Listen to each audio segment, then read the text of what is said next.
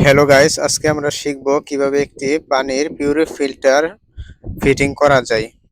এখানে একটি ভিশন কোম্পানির পিউরি ফিল্টার রয়েছে, যেটাতে রয়েছে 5টি ফিল্টার, যে ফিল্টারগুলোর মাধ্যমে পানিকে বিশুদ্ধ করে।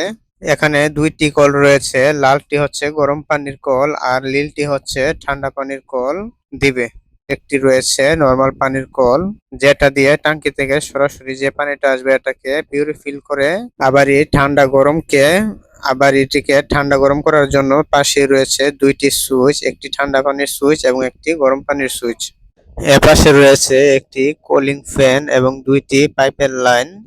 উপরে যে লাইনটি রয়েছে এটা হচ্ছে সরাসরি ট্যাঙ্কি থেকে যে পানি আসবে এই লাইনটি, এবং নিচের দিকে যে লাইনটি রয়েছে এটি হচ্ছে ওভার পানির লাইন। এবার উপরের দিকে রয়েছে 5টি পানির ফিল্টার। এই ফিল্টারগুলো দিয়ে সাধারণত পানিটা ফিল্টারিং হয়ে আসে। এবার আপনাদেরকে এক এক করে ফিল্টারগুলো খুলে দেখাচ্ছি যে এটার ভিতর কি রয়েছে। আমরা যদি 1 নম্বরটা খুলি দেখতে পারবো এটার ভিতর পুমের একটি ফিল্টার রয়েছে। এবার এক এক করে সবগুলো ফিল্টারকে খুলে আপনাদেরকে দেখাচ্ছি, সাথে থাকুন যে এই ফিল্টারগুলোর ভিতর আসলে কি রয়েছে। সবগুলো ফিল্টার এক এক করে চেক করার পর এবার আমরা দেখব এই পিউরি ফিল্টারটা কিভাবে সেটিং করতে হয়।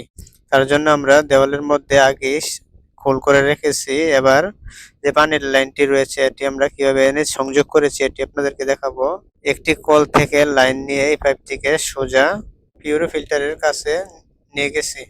পানির পাইপের লাইন টানা শেষ। এখন আমরা দেখব কিভাবে এটিকে দেওয়ালের সাথে সেটআপ করা যায়।